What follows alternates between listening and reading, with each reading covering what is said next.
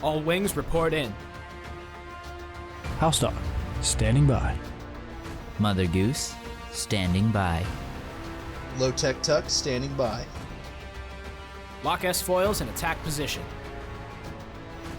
Animal Squadron ready for battle.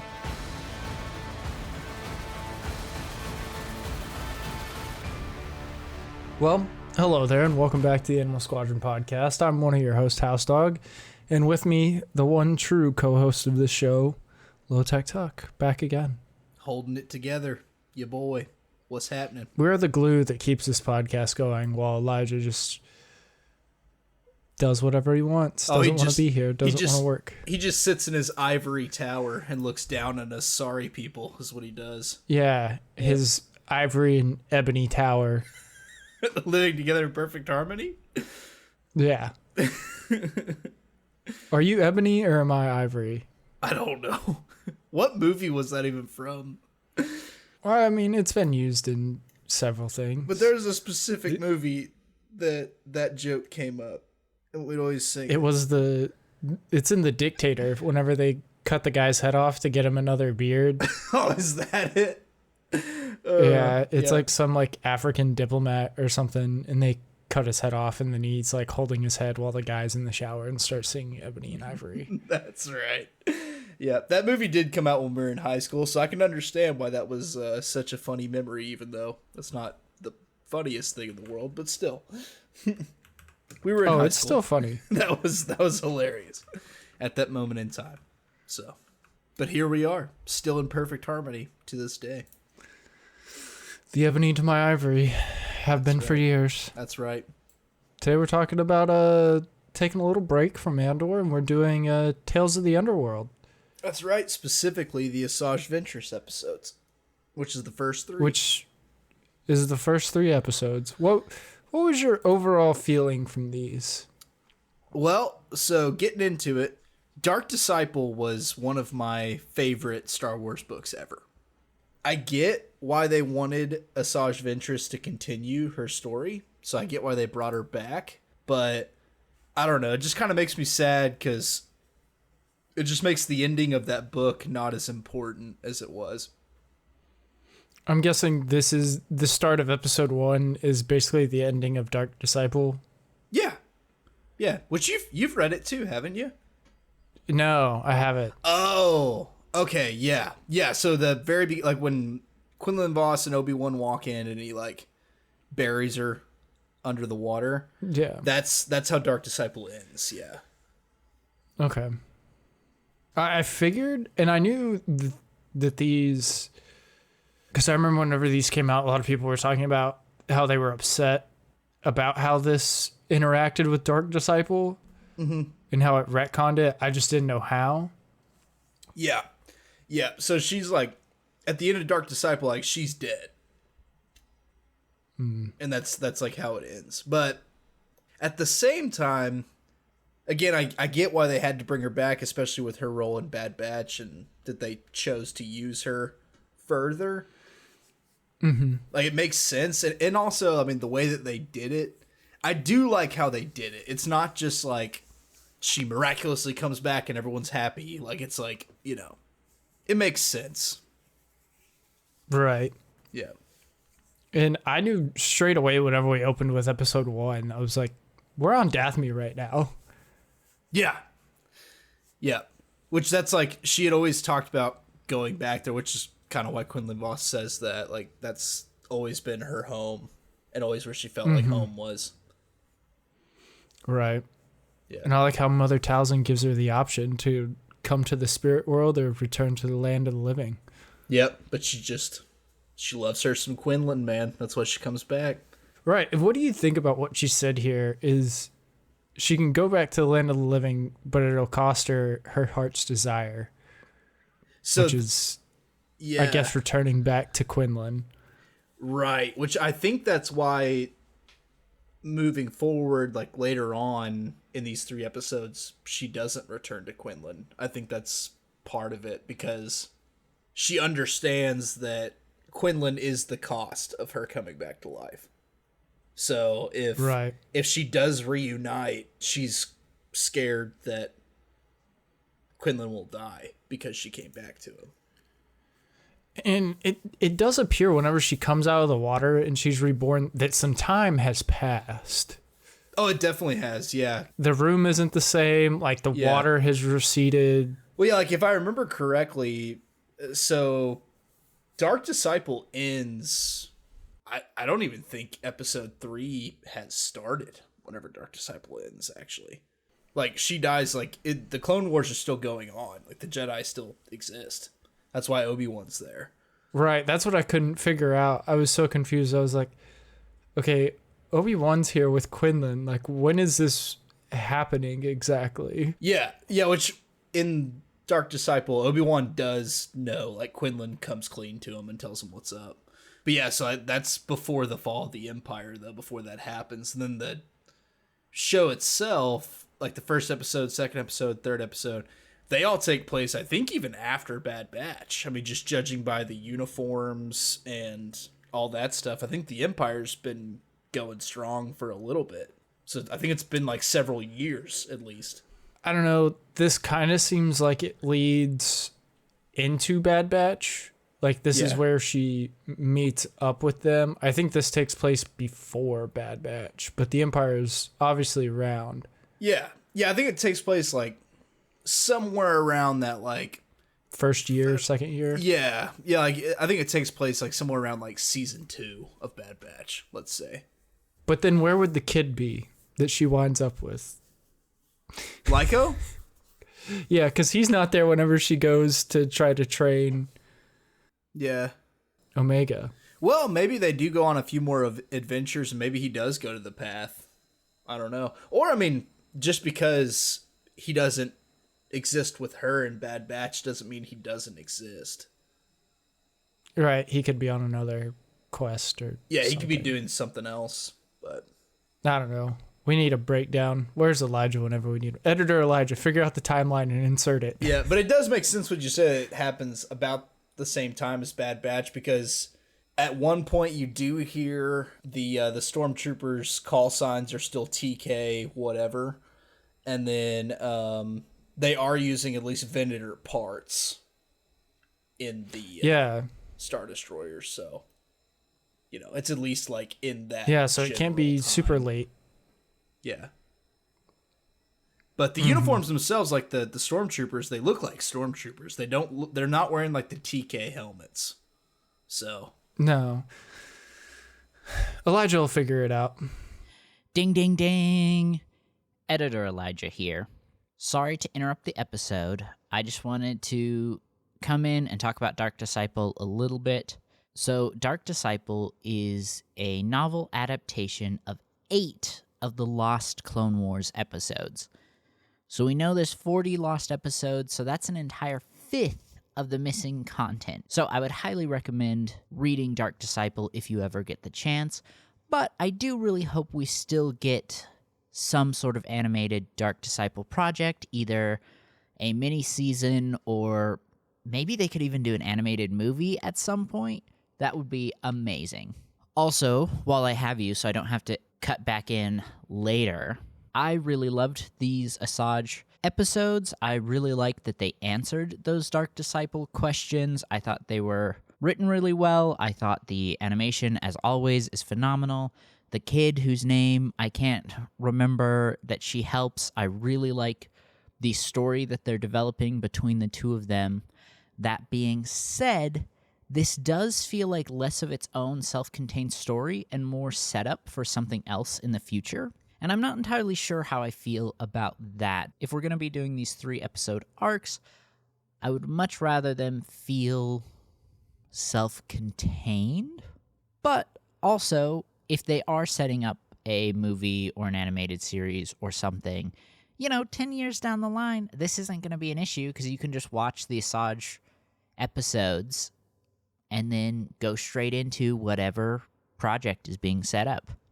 And lastly, to actually answer the boys' question, this batch of episodes has to take place after the Bad Batch because of the Stormtrooper armor. Like they mentioned earlier, the Stormtroopers seen in this episode are wearing traditional Stormtrooper armor and not the TK trooper armor we see in Bad Batch. Anyway, that's all. Hopefully this is the last time you have to hear from me. Goodbye. Do we want to go episode by episode? Yeah, or we could just talk in general. I mean, did you have like what do you have to say about these episodes? What are you thinking about right now?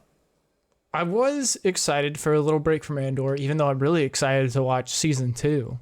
Yeah, me too. With you guys and start covering it. But it is nice to take a little break from things, review something else, and then jump back into stuff. So I was really pumped for these, and I don't know why. Maybe it was a self-expectation thing, and I just thought these would be way more. I don't know. I thought we would get a little bit way more. I thought the Quinlan setup in the beginning, maybe if I had read Dark Disciple, I would have understood what was going on a little bit more. But honestly, after watching these 3 episodes, I don't feel like it added a lot to Asajj. Yeah. That you probably didn't get from Dark Disciple and her episodes in Clone Wars and her appearances in Bad Batch. I don't feel like these grew her character anymore. I mean, obviously her interactions with Lyko did a little bit. Mm-hmm. I don't know. It just wasn't enough for me. And I feel like it's going to be the same thing for the Cad Bane episodes. Yeah. Well, and also too, like with Dark Disciple, like I wish that they would have just done that in these 3 episodes. Like just basically do like a Dark Disciple arc. I think that would have been better. Filled that gap in. Yeah, because like for instance, you do like in Dark Disciple, you see all the sides of Ventress that you would in these 3 episodes. Like you see her softer side, and that she's more complicated than just an assassin. She has motives. She has things she cares about. Like I mean, like you would see that in Dark Disciple. So I almost wish that they would have just done a Dark Disciple arc instead. Mm-hmm. But. Because that really adds to her character, I feel like. Whereas these, I agree with you. I don't really think they really did a whole lot. Maybe Elijah will feel differently. Who knows? He does love him some Asajj. He does. He loves that bald woman. He does. Even though she has hair. She has hair now. Well, so he probably doesn't like her as much, honestly. Yeah. He's probably turned to the other side. What, Quinlan? I think he's always like Quinlan. Yeah, that's true. Who doesn't like Quinlan? That's true. Quinlan is cool. He is really cool. Ding, ding, ding. Editor Elijah here again. Sorry, it's only been like a minute. I actually recorded my little quick review before I listened to what the boys had to say about it. So I really like that we all had similar feelings about it not necessarily being enough. Also, the boys are right. Asajj will always have a special place in my heart, but she should have stayed bald. That's all I'm saying. Anyway, goodbye. Well, yeah, so just as episode 1, she dies, comes back to life, time has passed somehow, and now she's just in a starport working as muscle for a lady. Yeah. And that's where... It's a steady job. Where Lyko comes into account, the little... young Jedi running away. That's the other thing too, is it can't be that long into the Empire's rule, because we've got this, we can assume he was never a knight, that he was probably a Padawan during the time of Order 66. So this could even be, I think it's only been a couple, let's say the Empire fell, and this is probably like 4 or 5 years after that. Maybe You mean Republic? Yeah, the Republic fell, and then it's, like maybe 4 or 5 years, if that. Yeah. I wasn't trying to be a jerk. I'm just trying to make sure we're both talking about the same thing here. No, yeah. No, I got you. I should clarify. Yeah. Because I was going to say maybe it takes place during Kenobi as well, but probably not.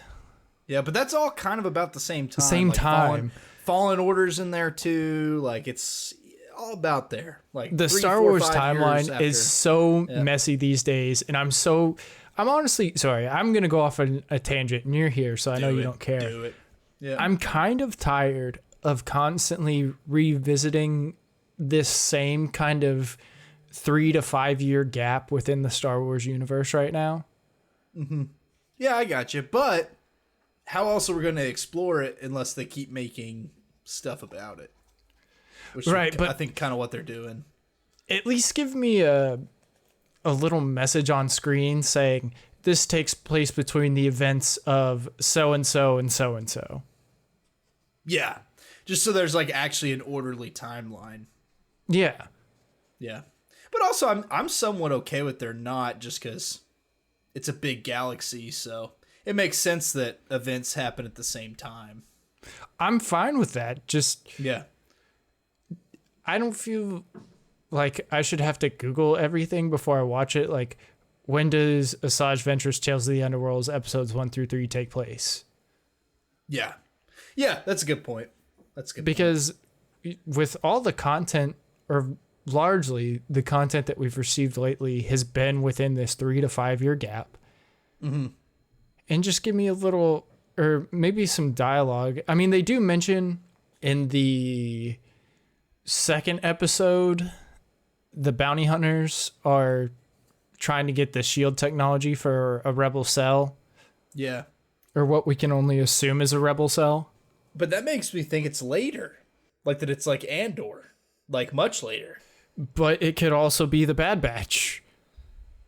That's true. Yeah, could still be early.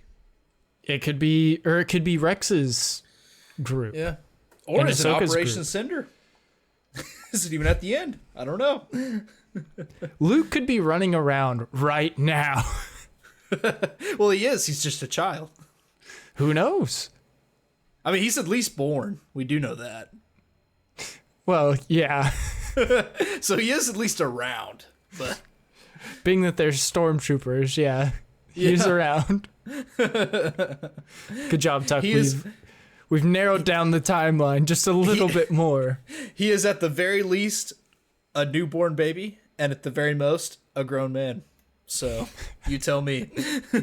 He might be wandering the sands of Tatooine right now with Ben. We don't know. That's right. Could happen. Which, I will say, I think the other way they could have played this is they kind of did it like they did with Barriss and her storyline, where we get, 2 episodes of her right after, and then a little bit in the middle, and then years later. Yeah. I wouldn't have minded that. And No, me her neither. episode 3 of seeing what happens to Ventress years later, and they probably don't know yet, or they're not revealing that to us yet, but I think Asajj might make it to the height of the Empire. Yeah, well, that's why I think, honestly, that's the reason that her story hasn't ended, because I think maybe that they intend to use her later.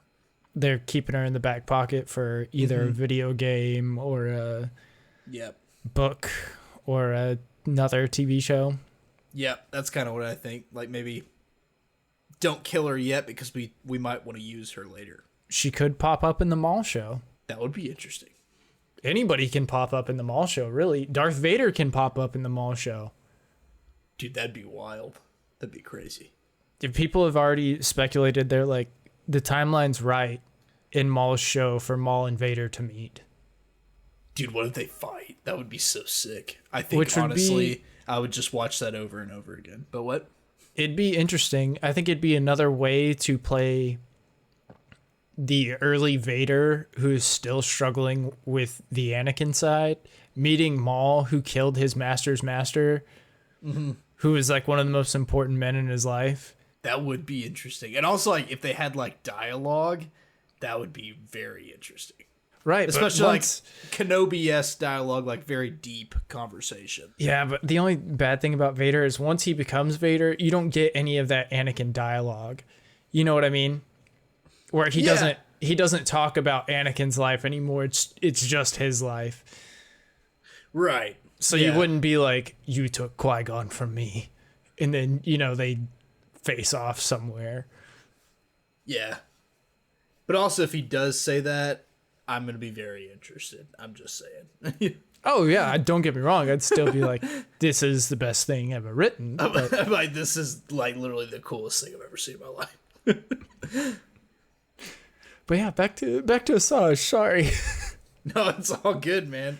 I get it. Sometimes I just get upset at Star Wars. And, We just got to talk about Oh, I do have another question for you. Another Dark Disciples question. Is that how Ventress gets her yellow blades? Is in Dark Disciple?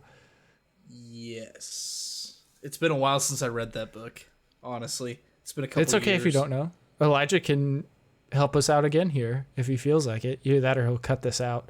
That's true. Actually, I'll leave it to our boy because I don't remember, honestly.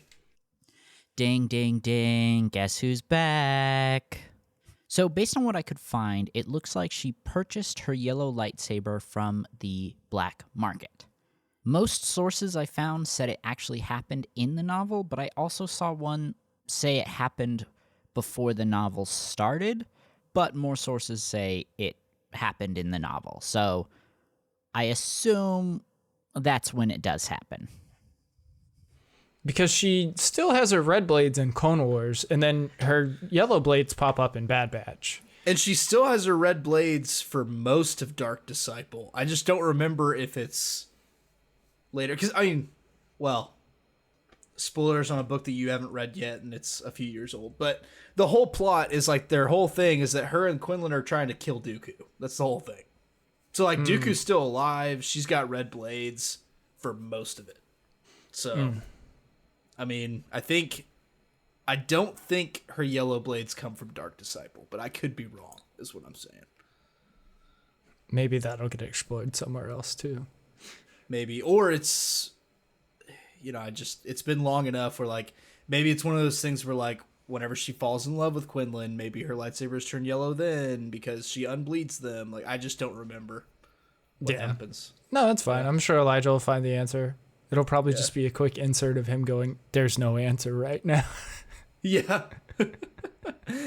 Ding, ding, ding. It's me again. Sorry, I should have listened to that whole segment before recording audio. So, just to clarify, Barriss Offee does steal Asajj Ventress's red lightsabers in the Clone Wars. I believe this is season 5. Yes, it is season 5. So unless there's some flashback chapters, Asajj should not have her red lightsaber in the novel at all. But like I said, there might be flashback chapters there. But just as a refresher, Barriss uses these lightsabers to try and also frame Asajj, and they're the lightsabers that Barriss duels Anakin with. The only other thing in episode 1 that I can really talk about or think about is the Inquisitor we get here. Do you know which Inquisitor this is? Because I don't. He's a new one. He's another number, another brother that we don't know. Yep. Yeah, he's like the one in Tales of the Jedi. That one Ahsoka fights. does have a number. And I know Elijah knows which one it is. But it happened later. Whereas I think this one will be kind of the same thing, where like as soon as they're introduced, they don't have a name yet, and then here in a few months, someone will come up with a name. The only thing I would say we may have seen him before is possibly in Barriss's episodes. Yeah, but I mean, he's pretty distinctive. Yeah, he is. Maybe he's in the background or something. Yeah, but I don't think I've seen him before. I don't think we've ever seen his species before. He's got like a corn husk face and. Oh yeah, yeah, and like it looks like the Pokemon Tangela, you know, the like, tangled up blue thing with the red eyes. That's what he reminds me of, is Tangela. Maybe we'll just call him that. He's Tangela. Yeah, Dark Tangela. Yeah. Dark Tangela. Yeah, no, he's cool.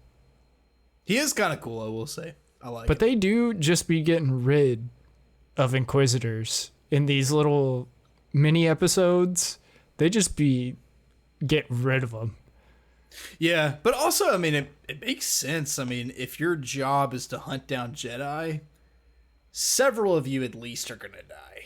I mean, like even if you're like really, really good, I mean, the life of the Inquisitor, I don't think was very long for the most part. No. Yeah.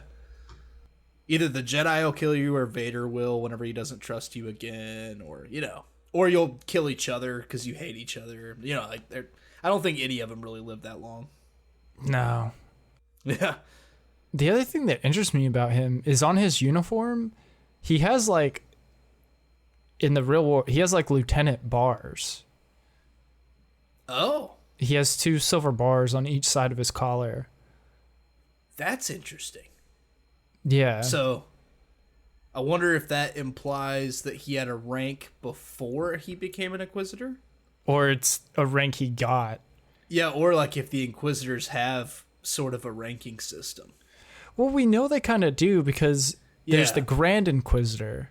Right, but they don't have like symbols for their ranking system. It's just... No, he has a little pin thing, remember? Oh, I didn't remember that, no.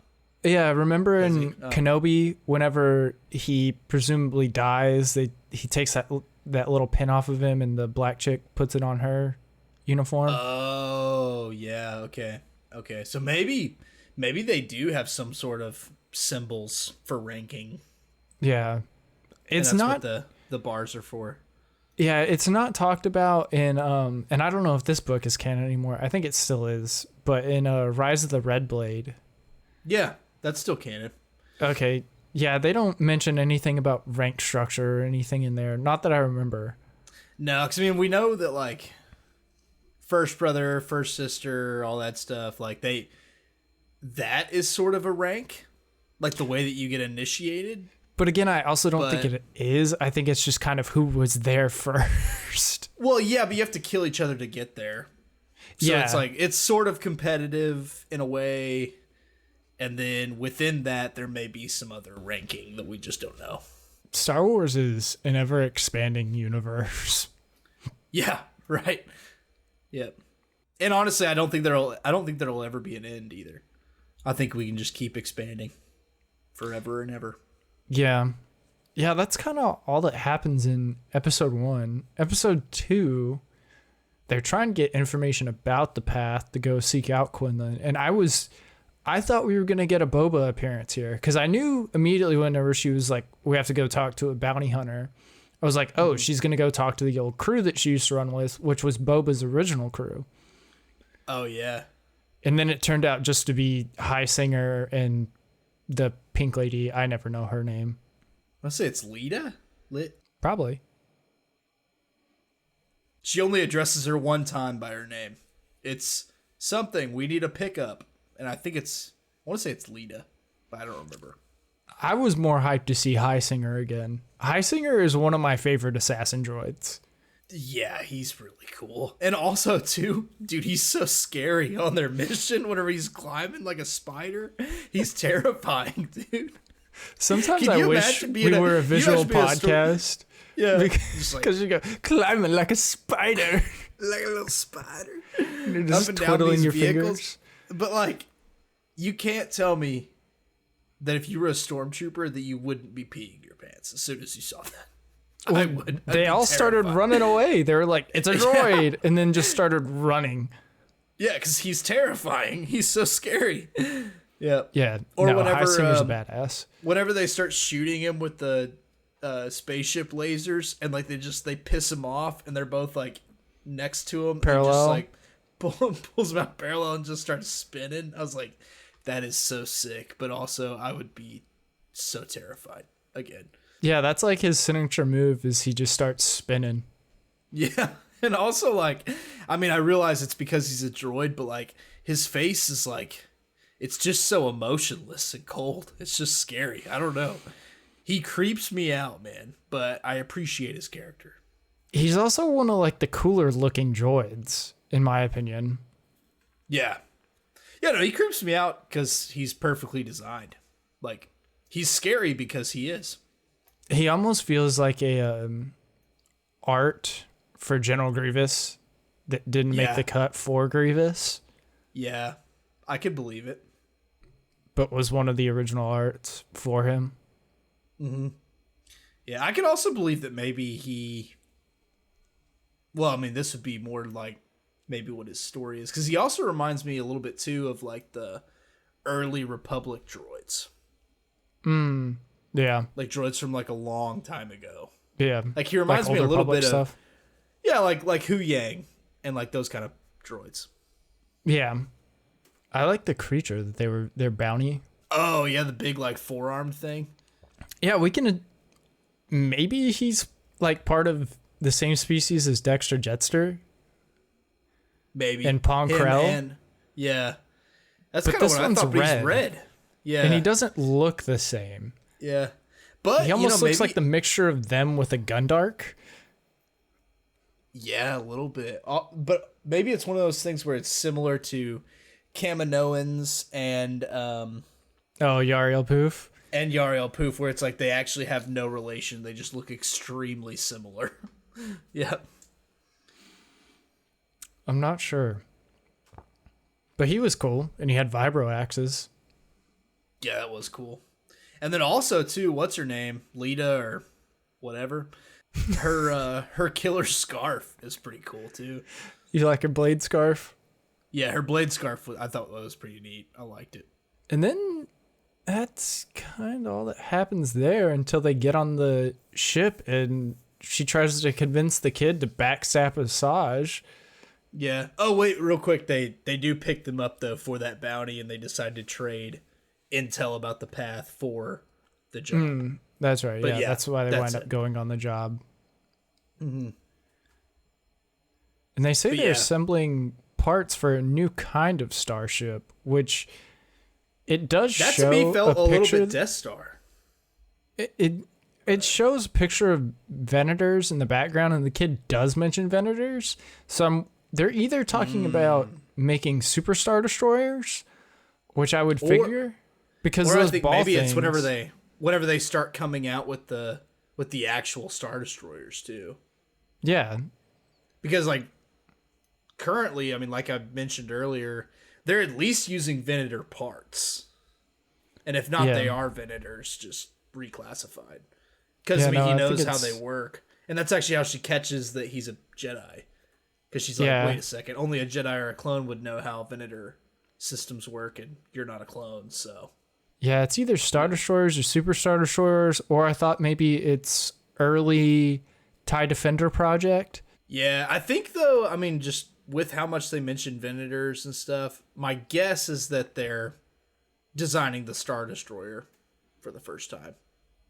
Like, really making the transition of, Yeah, we still want a Venator-like thing, but let's make it better. yeah. Trying to think of anything else that happened in this one. Not much. Well, this is the one where this is the job. Yeah.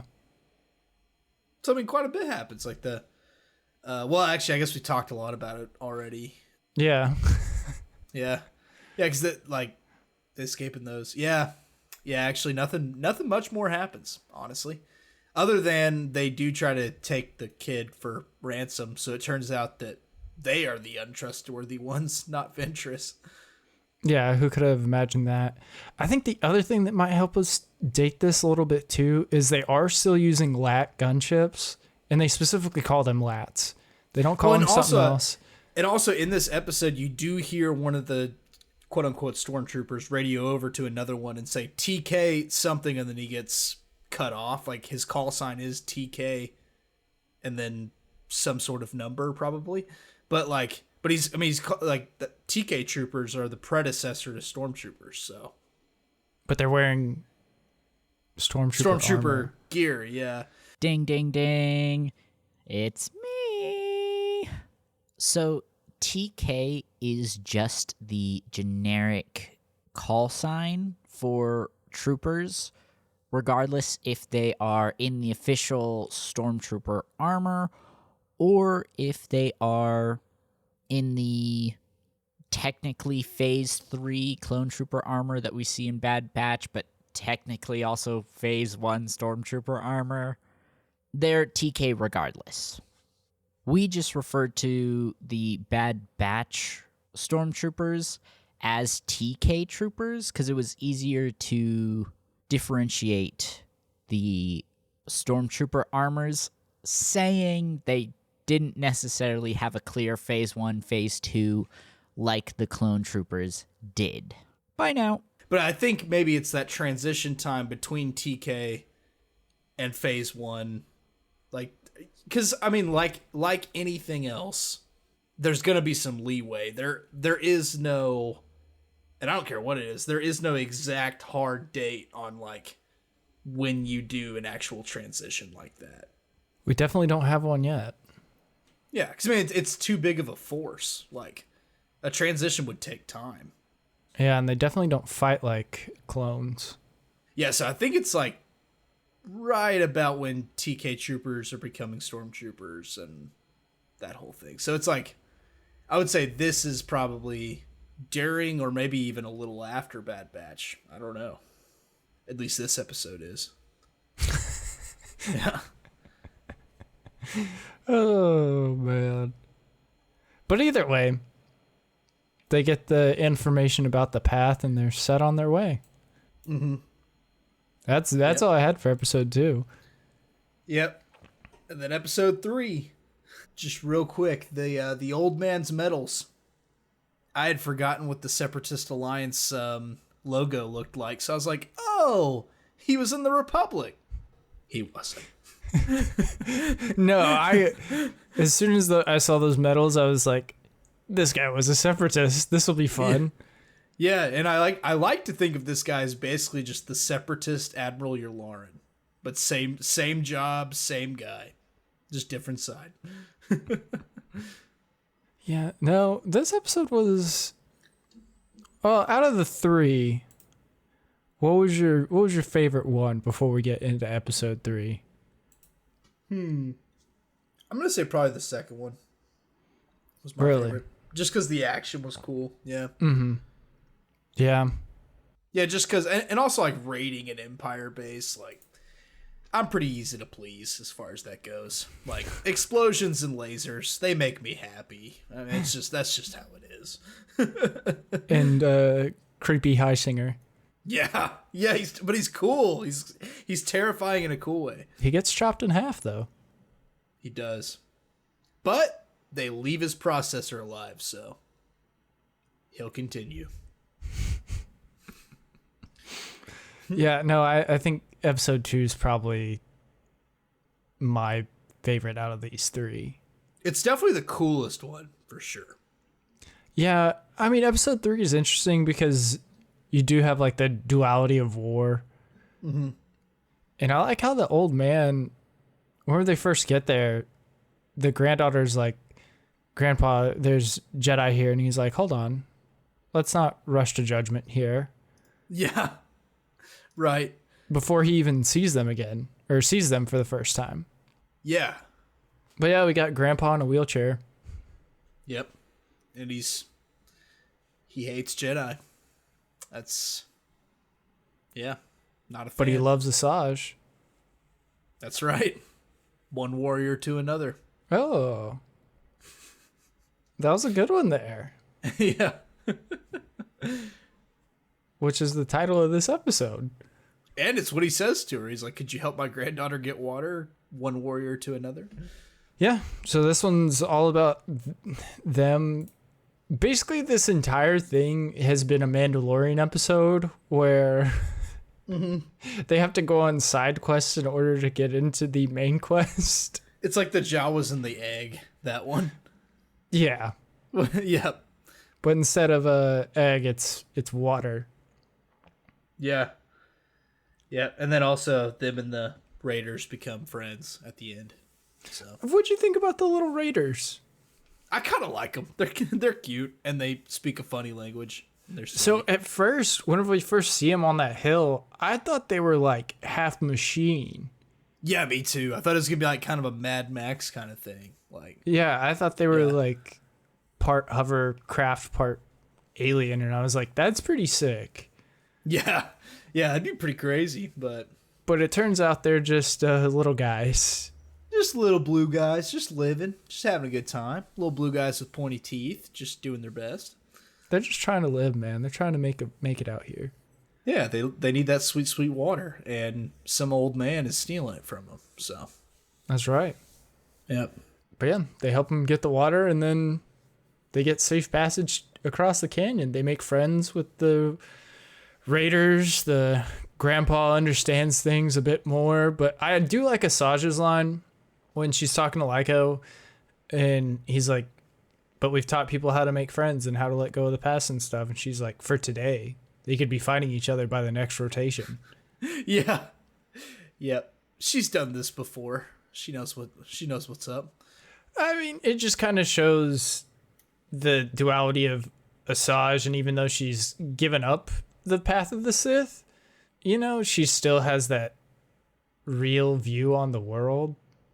Yeah, well, and this is where I think, like, in Clone Wars, she's kind of a pessimist, but I think, like, especially with her adventures with Quinlan at the end and coming back and all that stuff, I think she's now more of a realist instead of being a pessimist. So, like, you know, she gained a little bit of positivity, but just enough to see the world how it really is, not just negative.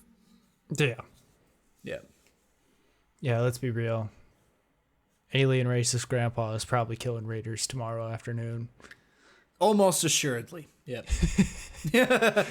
With his war medals and his broken down B1s. Oh, yeah. Yeah, you know who you're reminded of is that Drake and Josh episode where the grandfather comes over and he thinks that Drake's a German soldier. USA! USA! USA! USA! General Patton, we got him. That's kind of what talking to a shoe. Yeah, right. That's a good one. Yeah, they get the water, they get the passage. She tells the kid to go on the thing, and he's like, "Why don't you come with me? Quinlan could be near." And she's like, "No." Which I kind of, I'm gonna be honest, I was like, "This is stupid." We've gone through 3 episodes of story for her to go, "No." Well, and especially too, like when we know that, well, we don't know, but I suspect anyway that the reason she doesn't is because she understands the cost of being brought back to life. Like, she thinks that there's a good chance that if she ever reunites with Quinlan, that he's gonna die. But like, why couldn't we explore that a little bit? Why did the line just have to be, no, I'm good? Like, I mean, like, you got to give me more than that, man. It just wasn't emotional enough for me. I don't feel like it was just kind of weird. Yeah. Or, you know, we see that creepy green mist come into the canyon. Mother Talzin appears, and she's like, "This was the cost, my child. Turn." Yeah. Yeah. Or like, if you rescue Quinlan, he will die. Like, you know, just something. Just give us something. Anything. But we're not the writers of the show, so. That's true. But I hope one of these days, man. Hope one of these days they listen to us. I think we do a great job. This is our official audition. It has been for years. Yeah. But yeah, that's pretty much Tales of Asajj. That's right. Not a whole lot. Hopefully Cad Bane is better. I'm not, you know, we say it all the time. I'm happy with more Star Wars every time we get more Star Wars. Yeah, that's true. And honestly, though, like the Tales of series, I don't really expect just a whole lot because I know that it's short, but... Right. The only thing that I always put up against that, though, is the other stuff. What's it called? Oh, yeah. What, Tales of the Jedi, Tales of the Sith, and then Tales of the Underworld? Or Tales of the Empire, I mean. The other series where they let other studios do it. Oh, Visions. Yeah, I always put Visions up against Tales, and maybe that's unfair, but I'm like, some of those episodes, and they're all just one-off episodes. I'm like, true. I would watch an entire series of this. Yeah. And they're as long. Well, you have been. You've seen 2 seasons of an entire series of that. Yeah, but no continuations, Tuck. Well, yeah, that's true. That's true. But, oh, yeah, no, I got you. Like, especially, like, yeah, some of the samurai ones and stuff, those would be sick. Yes. Yeah, I would watch the samurai one, the one that mirrors Anakin's story heavily. That one. There's also, and I know if Elijah was here, or maybe he'll insert something here, he'd be saying Toby Part 2. An entire 10 seasons of Toby would make him happy. You mean the episode when they torture and kill Toby? Like how we want to happen? That's right. That dirty clanker. Yeah, that's right.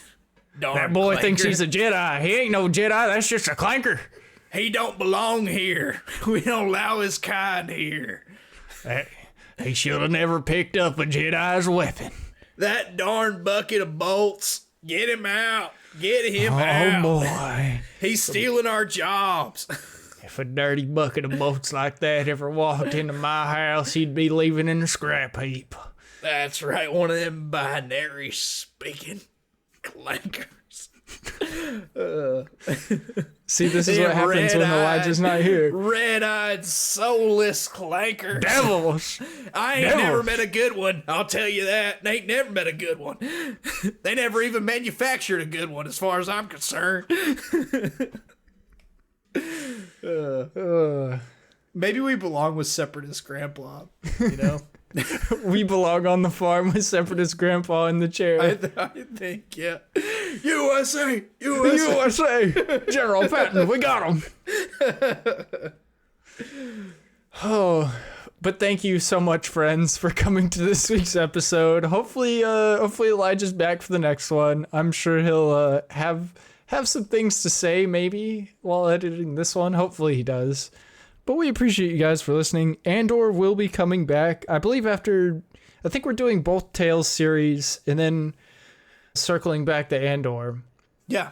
We'll cover the next 3 episodes with featuring Cad Bane, which will, again, just be a one-shot episode as far as covering that arc. And then it's back into Andor. Yeah, man. Which will be our first time seeing it. Yes, it will, because we're not greedy little goblins. But That's right. if you want to be part of this conversation, go ahead and shoot us an email at animalsquadron@gmail.com. Again, that is animalsquadron@gmail.com. And leave us a review wherever you listen to podcasts. Otherwise, we'll send Spider Highsinger after you. That's right, and he is scary. Just so you That's know. right. For the Animal Squadron, this has been Lowtech Tuck. And HouseDog. Adios. Goodbye, friends.